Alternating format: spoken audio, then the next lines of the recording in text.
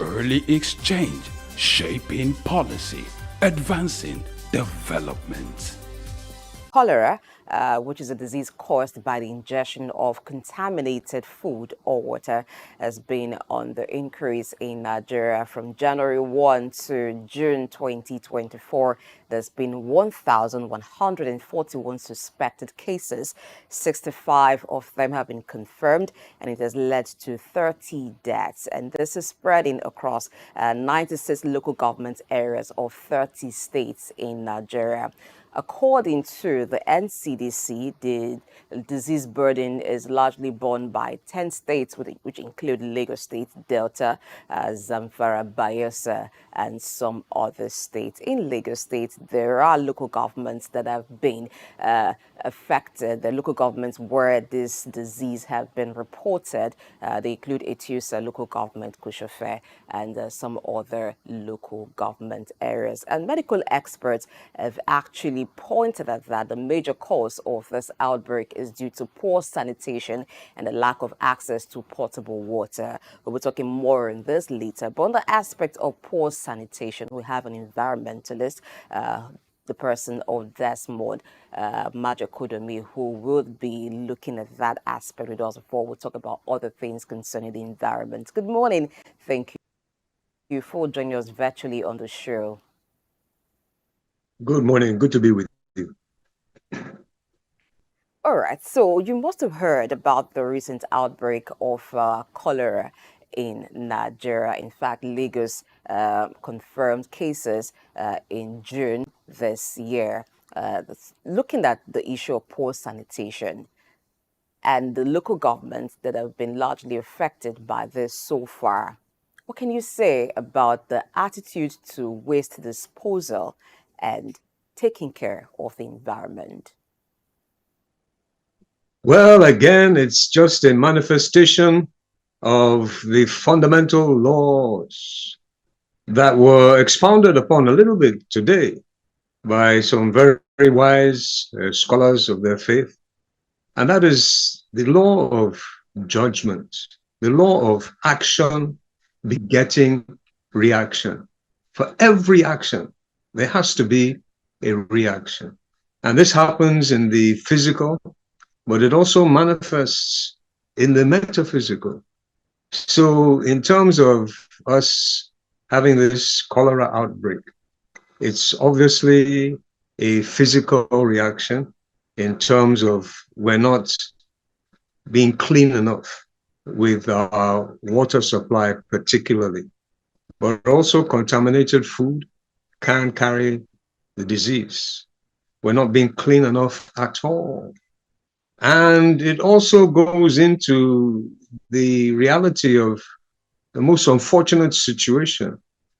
And that is, why are we having to purchase our water in containers, in bottles, in those large containers where you have the water dispensing machine, but particularly in the pure water sachets? This is embarrassing, to say the least, that the citizens of a great country like this called Nigeria, with all her tremendous, fantastic resources that the whole world is after now, because the resources we have under our soil are very, very valuable for modern technology. There's a whole list of them. The bitumen, well, we've been using that for roads for a while. The bauxite is also there. The tantalite is there. There's so many. Okay, we've got tremendous amount of resources. There's no justification that the citizens of this country, the vast majority of the citizens, have to source drinking water in little plastic sachets.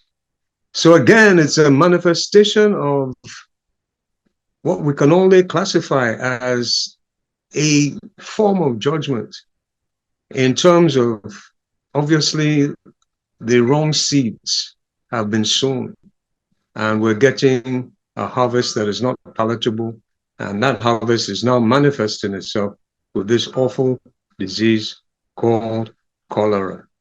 Very, very unfortunate indeed. You know, dirty water. Of course, if you're going to be getting your water supply, what you're going to drink from little sachets, and in a lot of cases, they can't even afford the sachets, so they'll be going to some kind of a old derelict pump somewhere to try to pump suck the water out of some kind of a tube well, not even necessarily a borehole. In Nigeria, the giant of Africa. So it's a judgment process that is on right now, a judgment process. But it won't just stop there. It's a continuous process. And it's a wake-up call for those who are in a position to be able to change the situation. It's a wake-up call to them as well. That, you know, how dare you impose this kind of situation on the wonderful citizens, the hardworking, wonderful citizens of this nation. Retribution law, judgment law is inviolable. It has to come. And our hope and our prayer is that it shall come in a selective type of way and not as a broad spectrum kind of output. Because believe you me, people are very, very upset. So again, yeah, so unfortunate. I hope you're not drinking your water from pure water sachets. I hope you're not buying it on the road, it's pure water sachet. That's my question to you. To respond to that, is it about the container of the water or the quality of the water? And then to Good question. what you raised, talking about those who impose this kind of condition on the citizens of Nigeria, let's flip the coin. What about the citizens of Nigeria? What is their responsibility to ensure they live in a clean environment? If you drive through some parts of town, you would notice in some areas that people have channeled the sewage pipe from their building to public drain.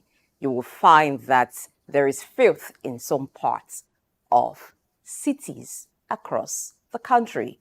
What is the role of the citizens? The government has it, but what is that of the citizens?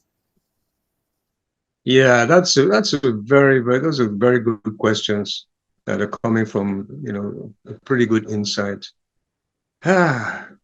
Is it the sachet? Is it the water? It could be either. It could be either. Depends on how the sachets are made, where they're made, if there's any kind of oversight over the places that the sachets are made from. It could easily be contaminated right from there. Although it's more likely to be the water itself. It's more likely to be the water, unfortunately. And it's going to be difficult to address that type of situation because, as you alluded to, a lot of us as individuals are also contributing into this negativity. I mean, to just pour your drainage right out. I mean, in some estates, we've seen situations whereby even the septic tank, the feces itself is just poured out there, and you can smell it, and it's just, so it's incumbent upon all of us. And the reality, though, and I can say this quite definitively, as an environmentalist, as a conservationist, as somebody who has been in this for several decades, we've actually seen a very, very alarming deterioration of nature's wonderful services to us as human beings. And this deterioration is being brought about directly by the negative things that we, individual human beings and collectively as societies and governments and nations, that we are perpetrating against nature. And you see, it's very simplistic, but I'll share an example with you. You know, I've been a farmer for a long time as well, many decades, and I've grown all sorts of crops. But the good example is I've planted cassava many, many, many, many times. I've never, ever been able to harvest cocoyam from my cassava, which is a clear indication that when scripture tells you that God is not mocked, whatsoever you sow, you shall reap, is inviolable. And this is the reality, because we as individuals, we as collectively societal human beings, we have been sowing terrible, terrible things into nature. And a lot of this negativity that we've been sowing has been born out of our selfishness. Me, myself, and I am the one that counts. It doesn't matter about my neighbor. Whoa. And then my greed to just accumulate more and more wealth for myself, no matter what the consequences are for my neighbors, no matter what the consequences are for the rest of society. However, nature is now giving a clear signal, unprecedented in human history, unless you want to go back to the days of Noah. Unprecedented in human history, nature is giving a clear signal that humanity, you must change. Lagosians, Nigerians, Africans, human beings, earthlings on this tiny little planet. And please recall, you'll remember, think about it. This planet is just a little speck in space. Oh, yes. The United Nations have told us very, very, very clearly. Secretary General of the United Nations, he said what? He said mankind is waging war against nature, and this is suicidal because nature always fights back. And that's exactly what's happening. We're heading headlong towards a catastrophic breakdown of all types of systems, including the contamination of the water systems, because of our attitudes, because of our selfishness, because of our greed, our drive for my personal development, my personal wants. Well, the time has come. There has to be a change.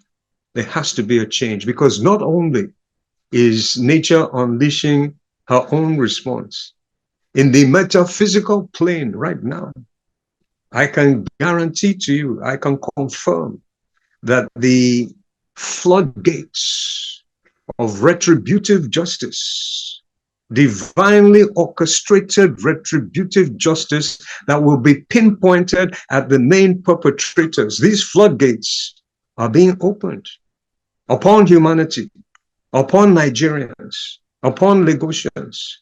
And we should take cognizance of this, especially if you are in a position of leadership whereby you can make a decision, and that decision will affect millions of people. For the sake of your soul and for the sake of your own family. Because retributive justice, it can be leveled not just on the individuals that caused the problem, but also onto generations unborn into the third and fourth generations. If they're not able to activate a process of repentance in their lives, repenting against those things that they did not do, but their fathers did. So this retributive justice, if you're in a position of leadership and you make a decision that can affect millions of people, for the sake of your soul, for the sake of your own family, your own progeny, you better make sure that that decision has a positive impact on the people that you are leading. All right, Or Desmond, should I sorry say, to butt in, but I just have to situate this. Now, we're trying to establish the relationship between the environment and the outbreak of cholera before we get to the conversation about desertification and drought. Now, according to the Director General of NCDC, the recent surge in cholera outbreak in Nigeria is attributed to poor sanitation and environmental hygiene.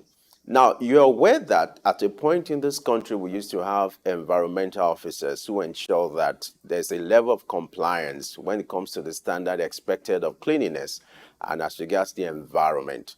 What has happened to that practice, and what would you say would be the role of environmental officers in ensuring that the environment is safe? And when we have this kind of outbreak, it will be more of prevention than cure. that's a very, very good idea, to go back to bringing out those environmental sanitation officers, because they were quite effective in those days. Although, there wasn't as much of a population, but still, I think it's an excellent idea. And I do hope that the decision makers will take cognizance of that idea. Because again, to get back to the reality, if they don't, and they're making decisions that are going to impact negatively on people, people's children are going to die because of the bad decisions they made, it's going to come back on them. And the reason why we're emphasizing this, because the big question mark is, why? How has this been allowed to happen? How has this been allowed to happen? When we had a system that was working with the sanitation officers, and then they just allowed it to go moribund for whatever reasons. Maybe the funding was misplaced or bamboozled or whatever. And it was just, laid into abeyance. The leadership must understand. They must, for their sake and our sake, they must understand the job description. They're in the civil service. So they are servants to the civilian population, not overlords. Not overlords. In any type of decent society, this is what a leadership is all about. Civil service, that's the job description. So I think it's an excellent idea because there's no excuse, there's no justifiable excuse at all. It's not as if we had some big, climatic issue where there was a big tsunami and that tsunami ripped up all the wells and ripped up all the pipes for the sanitation to go, or some terrible thing like that. No, we haven't had that so far. So I think, yes, we need to really address this. It's a wake-up call. And luckily in Lagos State, there is some very pragmatic action being taken. The people in charge of the health sector in Lagos, they certainly understand the job description.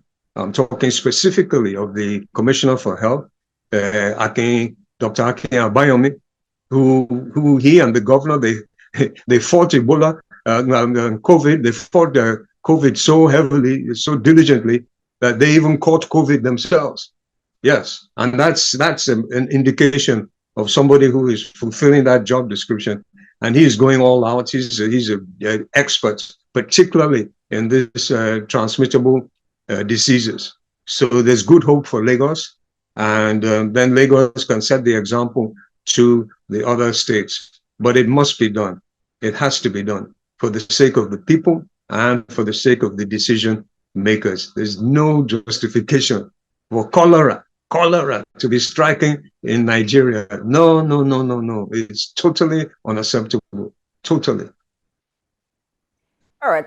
Talking more about man and his environment. Today is the Day to Combat Desertification and Drought. Now, this is a day to raise the awareness of the dangers of desertification and drought. Could you take us through the process, activities that lead to desertification and drought? Yes, again, it's a manifestation of the judgment. Do you know that the Sahara Desert, way back, I'm talking of, at least a few thousand years ago, way back, it was hardly a desert. It was a dry land, but it was what they call a very, very dry savanna terrain, in that there was a lot of vegetation there. Crops were growing there. Animals used to graze there. In fact, one of the clearest indications of this is in an area almost in the middle of the desert called the Agadez. There's an oasis there. And on that oasis, there are rock drawings, carvings of giraffe. And giraffe will only live in a place that has acacia trees, which are trees that can grow in the savannah. All indications are that that place was a savanna forest way back. But because, I would say, out of a lot of ignorance, there was tremendous deforestation, cutting of the vegetation in this area. And unfortunately, that now disrupted the natural rain processes, because rain is only able to go inland if there are trees. What happens is that you have a water source like a lake or the oceans or the sea, and the water is evaporated, goes in, eventually gets blown in a little bit and falls as rain. But the trees, the vegetation absorb it, a lot of that water. And then they now release the water through a process of transvaporation. And that puts the water vapor back in the atmosphere, and the breeze blows it along for a few kilometers, maybe even 50 or a couple of 100 kilometers. Eventually it fall again. So rains are like, forests are like a transmission relay for the rains. So what happened in that whole northern area, middle of Africa, the Sahara area, was because the trees were cut down, the transmission of the water vapor was no longer tenable. And this had been going on, and is still going on till today. Then, when you now add the global warming, that is the extra heating, so any little water sources that would have been available there, a lot of them have been evaporating. This has also contributed. But again, back to the trees. When you have water sources like Lake Chad, which was one of the biggest lakes in the whole of Africa, one of the large lakes of the world, again, the trees were stabilizing the soil around that Lake Chad, around the Chad Basin, so that you wouldn't have erosion. When the trees were removed, no more stabilization. So it's an ongoing process that is actually causing tremendous problems, not just for the people who are living there directly, but because a lot of those people have had to emigrate from that area. The cow herders, unfortunately, the cow hasn't evolved to a level where it can be eating sand. The cows need grass. They need to be able to graze, and they can no longer graze where they had pastures for centuries and centuries. So this is also adding to a lot of the insecurity.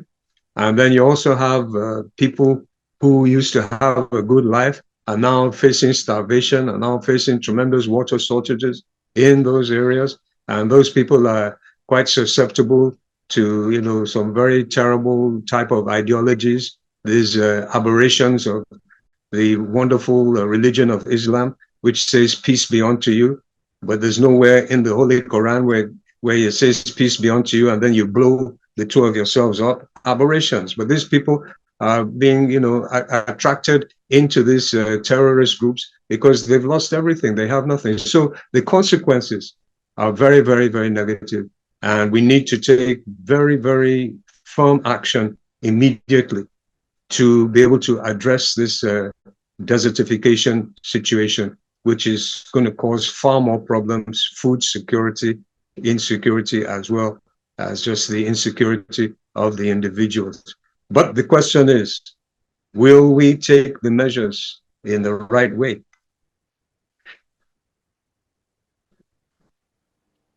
All right. Before we get to taking the right measures, the issue of drought has been identified as experts as one of the pressing challenges, or pressing environmental challenges of our time. But before we take that that question, I would like us to take a soundbite from the DG of UN as regards the message for today and the position as regards the issue of drought. I would like you to take a listen. The security, prosperity, and health of billions of people rely on thriving lands, supporting lives, livelihoods, and ecosystems.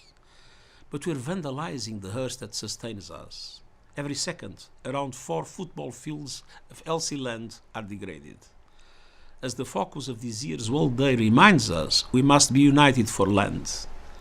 Governments, businesses, academics, communities, and more must come together and act. We know what we need to do. It's set out clearly in the United Nations Convention to Combat Desertification. As we mark the 30th anniversary of the Convention, the world must dramatically pick up the pace of implementation. Build momentum towards UN CCD COP16 in Riyadh, and ensure young people are heard in the negotiations. Together, let's sow the seeds for a thriving future.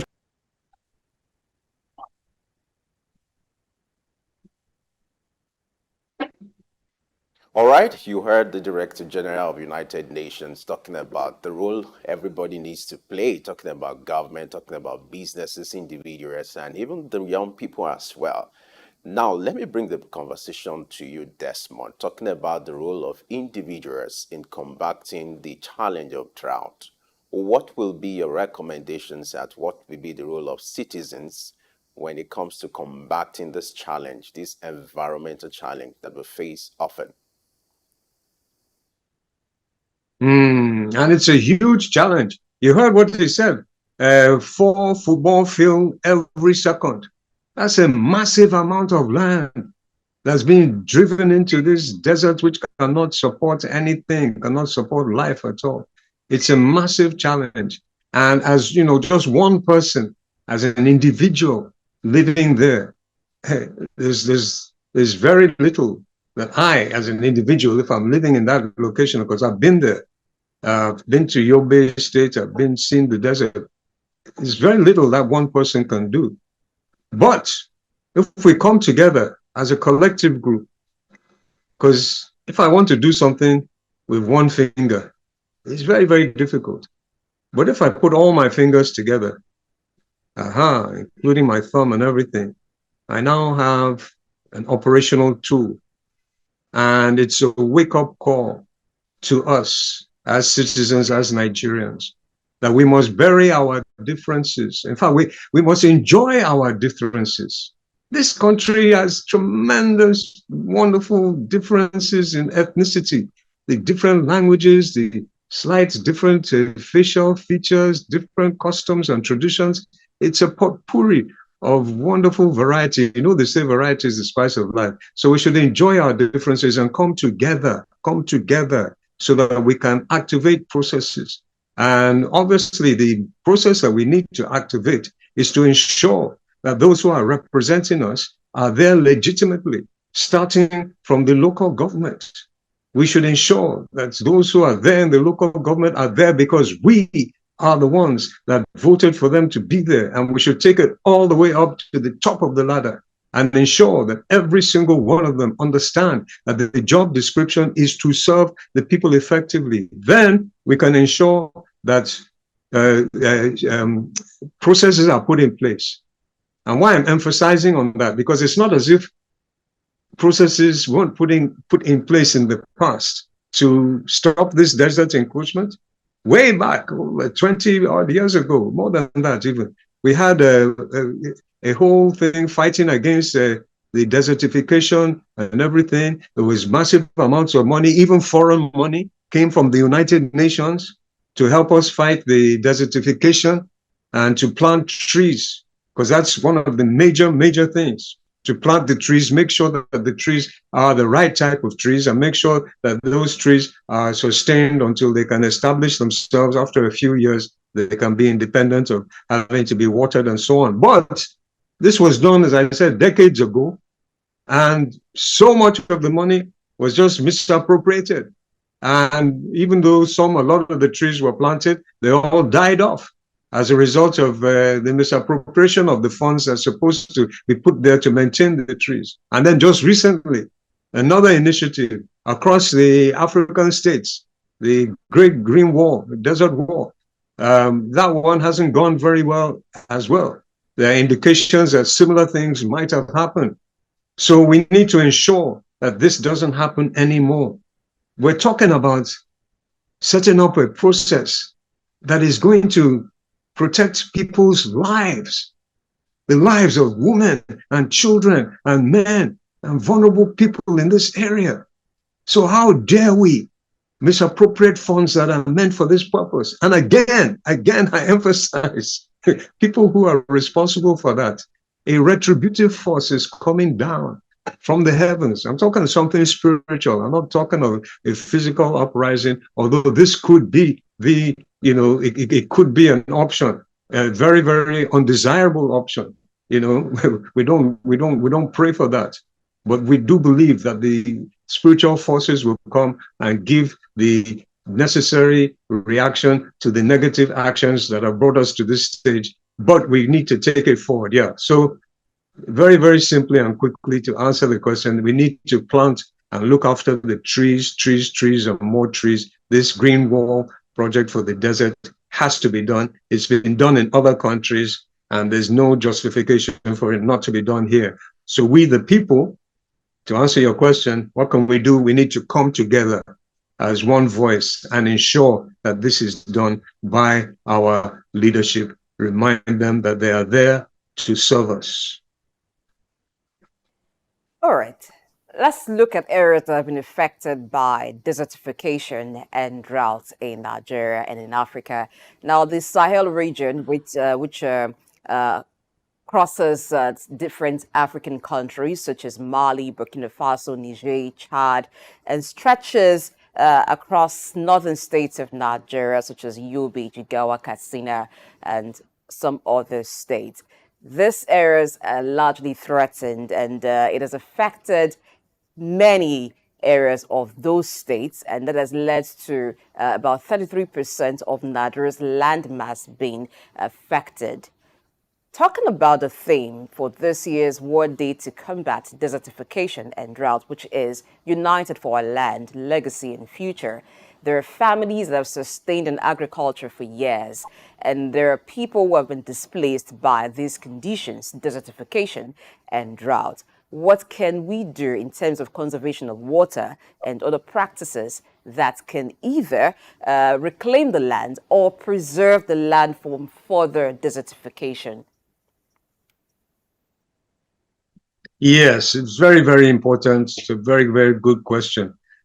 Oh, it's not going to be easy because we've allowed it to deteriorate far too long. Luckily, in some of those areas, a lot of them that you mentioned, they are still accessible aquifers, that is groundwater tables. If you go deep enough, you will still get the groundwater, even though a lot of this is also drying up because it's been overtapped.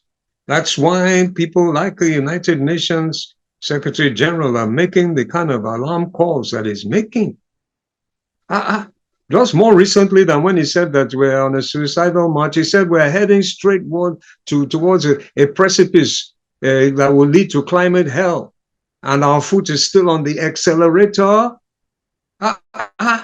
You're heading towards a place where a bridge is broken. And you got your whole family in the car. And you're still on the accelerator. You're not even easing up. Come on. Listen to these people. They have all the knowledge. They have all the information now. All the high tech can give you the information. Secretary General UN, he can pick up the phone and say, okay, what was the rainfall in Zamfara State in 1965? Boom, he'll get it just like that. Come on. It's a loud warning that we need to really, really get it right. So yeah, identify where you can access the aquifers, the groundwater, and make sure that you now sensitize the community. A lot has to be invested in this. Sensitize the community for massive, massive tree planting. Obviously, you can't plant the trees if you're not going to be able to water them. And obviously, the people aren't going to survive very long in that area if you can't give them water. But the water, luckily, in a lot of those areas is available. Sometimes you have to go very deep and you have to identify those locations where it is available. There are some places where you can still do a little bit of irrigation from the big lakes that are in the area, but those are pretty complicated processes.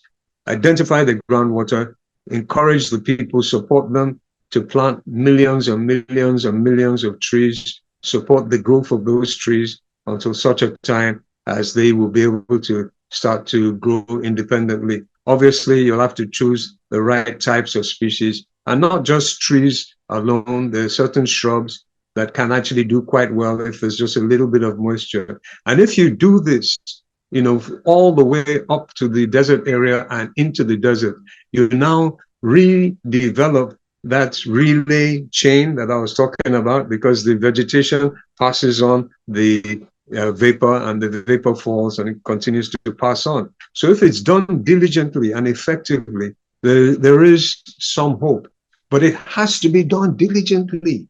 You can't have a situation whereby the people in charge of the funds are just misappropriating the funds and it's not done. Okay, so maybe the money to plant is there. Maybe you're able to get the seedlings, and maybe you actually get the correct number of seedlings, because in the days gone by, we've seen situations whereby, it was like 5 million seedlings were budgeted for, only 2 million seedlings were supplied. Yeah, way back in those days. For the Green Wall project, we're still looking into it, but there are indications that similar things, maybe not on that scale, could possibly have happened there. But it's not just supplying the seedlings.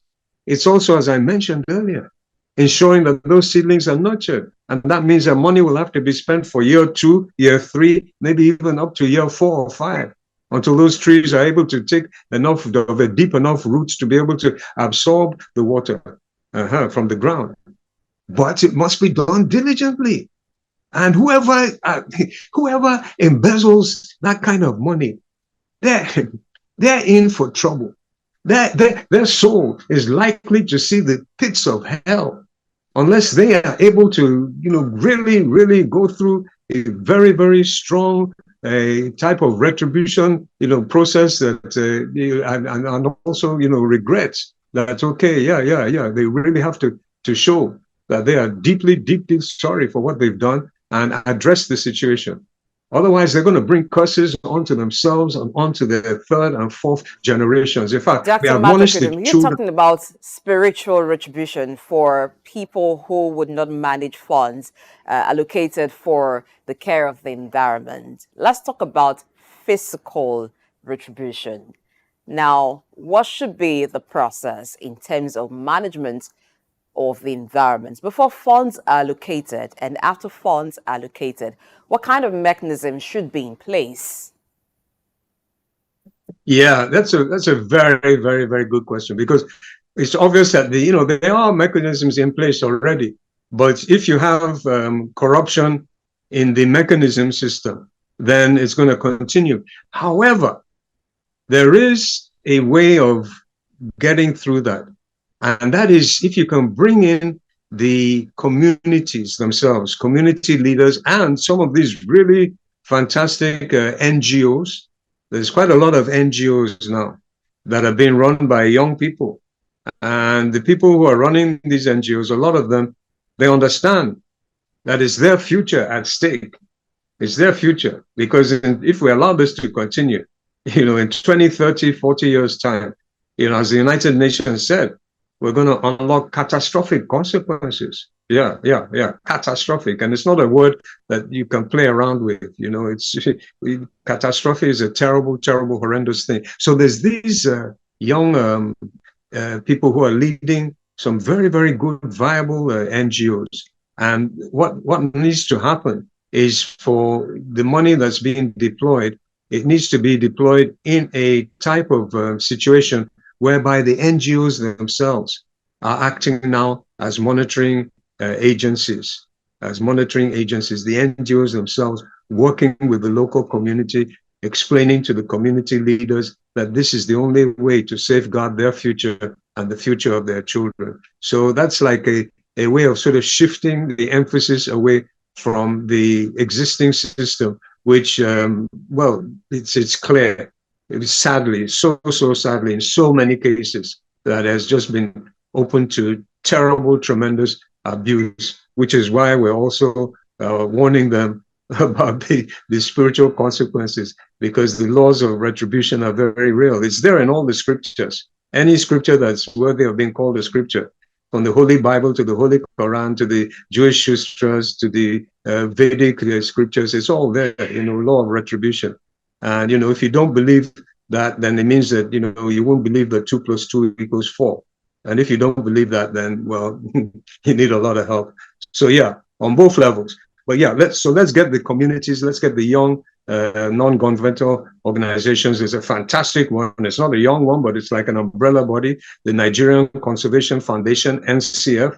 They have been around for quite a while, and they could put a very positive oversight role on this. They're already doing it in certain areas, but not nearly enough. And there's many other of these organizations now that must be brought into the mix. We can no longer leave it alone just for government, maybe because the temptation is too big And there's certain people don't have the capacity to resist those sort of temptations. So let's not burden them with the temptation of having to handle billions of naira, hundreds of millions of naira. Let's not burden them with that responsibility. Let's spread that responsibility around amongst other people. And then maybe organizations like the SOUQ News organization could also be keeping an eye on this type of activities as well, bring out the report to the general public so we can take the necessary actions. All right. Interestingly, that's what we are doing, because our business is to shape policy. That's why we're having this conversation, to set the narrative. But let's look at this pressure being posed by the growing population globally, and the unsustainable human production and even human consumption patterns, and the pressure that has brought to the demand for natural resources like land.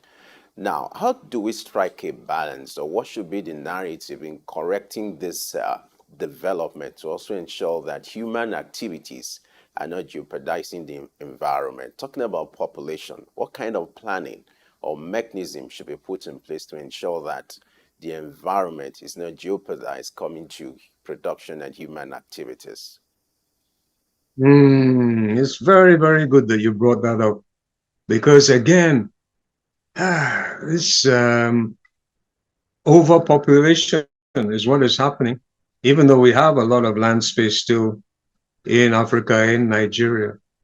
But because, population growth, it's almost on a geometric scale, 2, 4, 8, 16, 32, 64. It explodes in that way, because obviously, if I have 5 children, each of them might have 5, and so on.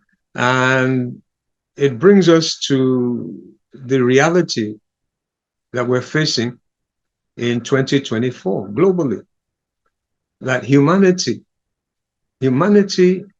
has reached a point where there has to be very, very dramatic changes in our attitudes and our lifestyles.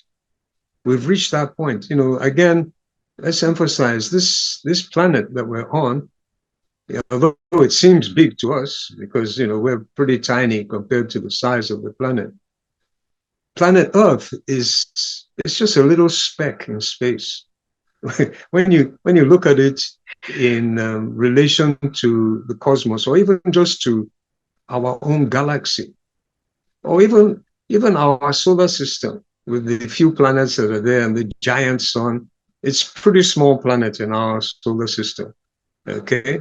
With just a few planets and that giant sun. But when you put our solar system in perspective of the galaxy that we're in, it disappears. You can't identify it.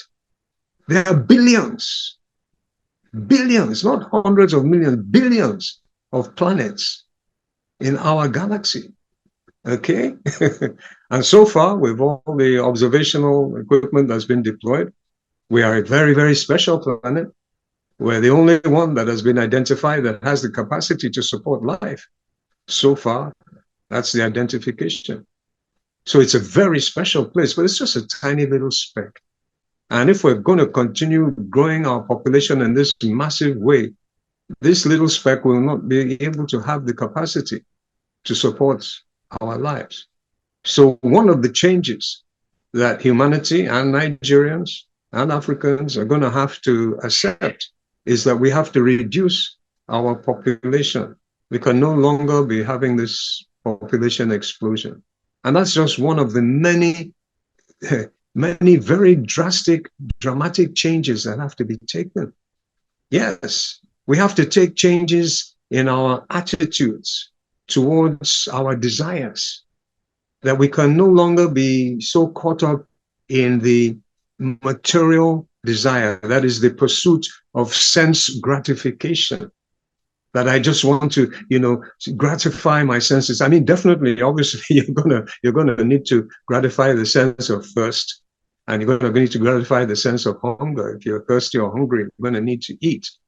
And that's what this conversation is partly all about, because the process of gratifying too many of our senses in the wrong kind of way is diminishing the capability of this tiny planet to produce those essential things of water and of food, okay? Especially that there are more and more of us growing. So we have to change our attitudes very dramatically. And it's a very difficult thing because, you know, we always get so attached to status quo. We just want to, you know, have the same, we don't, you know, human beings generally resist change. But the reality is that change must come. Change will come. That nature herself, if we continue this way, will impact a very, very dramatic and catastrophic change on humanity, or humanity herself, we as people, can bring about those changes, can have a transformation, have a renewal of our minds. And one of those aspects of the renewal process will be, okay, we have to stop producing so many children. And another aspect will have to be, okay, we don't really need to gratify the senses that much. We can be far more caring. If I am in a position where I've been able to accumulate, you know, quite a large amount of wealth from doing some legitimate business. Maybe I've got a good agro industry going somewhere. Maybe I've got another good tech business going, and I'm accumulating some good wealth. Then, you know, we need to have far more compassionate attitude and ensure that that wealth is not just being deployed to gratify my senses. Because whilst it's, you know, very nice to have a really nice car, you know, how many SUVs can you drive at the same time? How many rooms in the mansion can you sleep in at the same time? How many mansions can you live in? You know, when the idea is to follow scripture, you know, which says, you know, peace be unto you, love your neighbor. Simple, basic, fundamental scriptural injunction. And, you know, we all, so many of us, vast majority of us are attending the churches diligently, attending the mosques diligently, but we're not following the most basic fundamentals of those scriptures. You know, peace be unto you, and yet I'm going to embezzle the money that could have brought a peaceful situation into your lives, you group of people. Love your neighbor, and yet I'm going to loot the treasury so that the various things that needed to be done in the environment were not done. Then, you know, why bother? I like the way you weave in the religious and spiritual aspect of life to the environment, to development. So it means that if people adhere to the tenets of their beliefs, religious belief, then they would do better, and that would lead to development and also help the environment, right? Absolutely. Absolutely. Okay, thank you. Let's touch on one more aspect, one more activity of man, and that's the issue of overgrazing, which has been highlighted as a significant factor contributing to land degradation, by extension, desertification. You recall that the subject of open grazing versus ranching has been cause of heated arguments at Nigeria's National Assembly. As an environmentalist, regarding the issue of desertification, what's your take and recommendation on the subject? Yeah, again, here we are with a situation whereby we have caused this because of our lack of adherence to the fundamentals, the basic foundation blocks of our religious beliefs. Peace be unto you. I have to laugh because I don't want to cry publicly, because so much of the actions that we have seen being taken by people who call themselves followers of the faiths, followers of Islam, followers of Christianity, where you love your neighbor, are doing the opposite. Are doing the opposite. This process of not allowing the desertification to be addressed effectively is directly opposite to what the scripture is telling us. And yet we diligently go and worship in the churches and mosques, and we can't follow just the fundamental What do you basic say? of the scriptures. Yeah. So anyway, yeah. Wow, it's a difficult one. I really, my heart just goes out to the cattle herders, because I was there way back. And those guys, they were so happy where they were in Yobe States, green grass everywhere, water to drink and everything. They didn't want to go anywhere. But, when the desert started moving in, they had no choice. And they're doing it in a way that is causing far too much damage. So the changes have to come about, yeah. There has to be, we have to have the ranches. We can no longer accommodate the grazing. When the population was far smaller, all the herders moving around was okay. We don't even have the grazing routes. So yeah, we got to accept the change. We got to change according to what is going on with the situation. All right, thank you very much. I think Femi has something to throw to you before we wrap up. All right. On a last note, you observe that there's this nonchalant attitude when it comes to our climate, to the environment. Earlier, you talked about attitude. But how do we drive home the message of people, keeping to the standard of upgrading their environment? This nonchalant attitude, you have open defecation for people to understand the action and the implication of the action on the environment. How do we drive home this message? Yeah, it's a huge challenge because we haven't been too successful. And I do believe that organizations like this, which are getting more and more popular now, have a very, very important role to play. And it's a bit of a challenge. It's a sacrificial challenge because, airtime is valuable. And to dedicate airtime to something that is not paying money to buy that airtime is sometimes difficult, but it needs to be done. This is an unprecedented situation that we're facing, not just in Nigeria, but humanity. It's a bit more exaggerated in Nigeria, and we need to really, really get it out. I think, once people get the awareness, we've had awareness campaigns in the past that have been quite effective. And once the awareness campaigns come across on the electronic media, particularly, including obviously the social media, and also, maybe specific campaigns going to the various communities with these loudspeakers and so on, and admonishing the people and all that, but also taking it to the pulpits. Yes, to the pulpits, to the leaders, to the leadership in the mosques, the leadership in the churches. They need to be hammering this home to their people, being more persuasive to their people, because, despite defaulting on some of the fundamentals of the various religions, we do tend to listen to our religious leaders. And, they need to understand that this is also inculcated in their scriptures. You're a Khalifa, you're a steward of creation. It's there in the scriptures. In the one I'm more familiar with, the Holy Bible, we're there as tenders of the garden.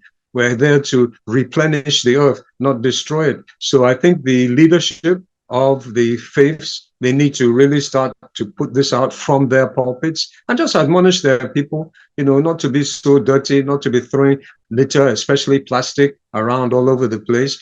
I think the people will listen to them, and also to, say, please, all this open defecation, please, it has to stop. And then also challenge government to ensure at least there are places where people can defecate, because it's all very well to say don't do it, but if there's nowhere to do it, then you're going to do it. You're not going to do it, So this, again, back to the leadership. Because the laws of retributive justice, divinely orchestrated, are coming down now. And we're going to be seeing more examples of that in people's lives. I don't wish it upon anybody. I don't want to see people bury their children. I don't want to see children bury their parents because the parent became very, very, very sick or whatever. I don't even want to see people get sick. But the reality is that what you sow is what you reap. That you mean, so cleanliness, of course, you would reap cleanliness. Am I speaking your mind? Thank you very much, Desmond Majekodunmi, environmentalist, for being with us on the show today, and how much you've been able to draw the lines that connect between the actions of man and the environment, and what could be the consequence of what we do to our environment. Thank you again. Thank you.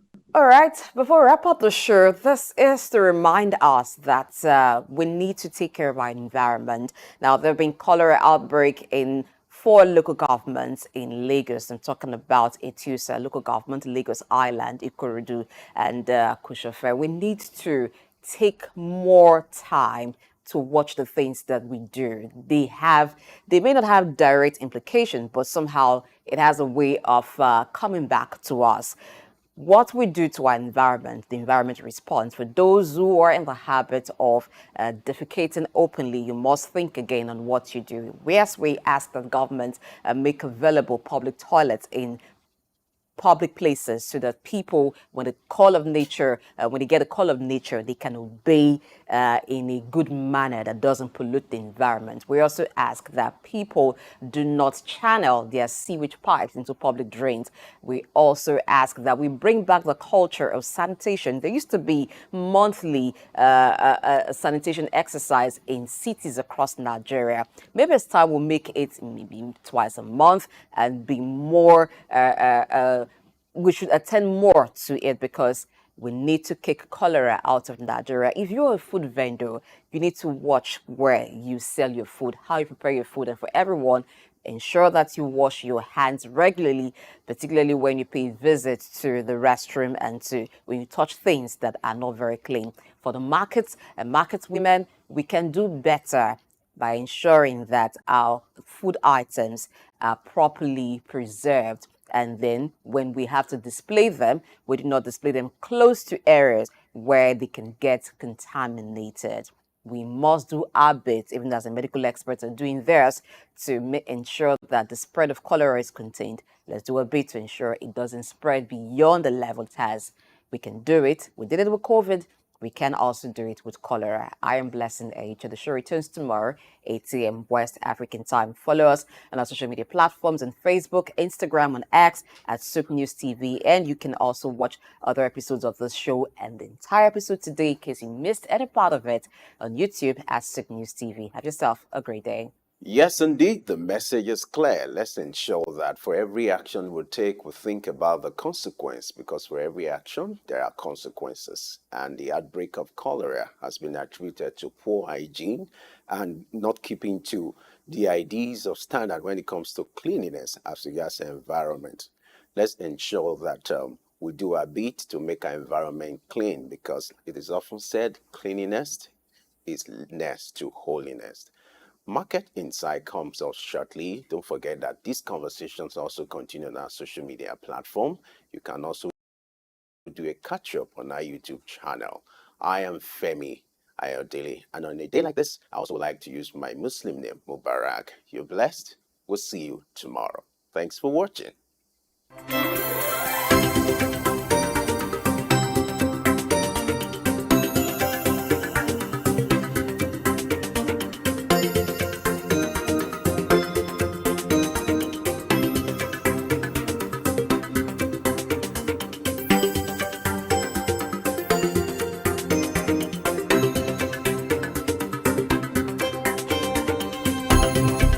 Early exchange, shaping policy, advancing development.